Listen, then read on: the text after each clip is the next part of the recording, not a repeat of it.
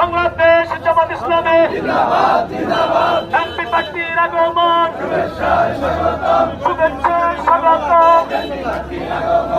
হাসানের পক্ষ থেকে পক্ষ থেকে